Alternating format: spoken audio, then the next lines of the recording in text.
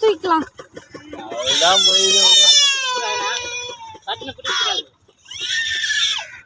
சரி சரி சரி சும்மா சும்மா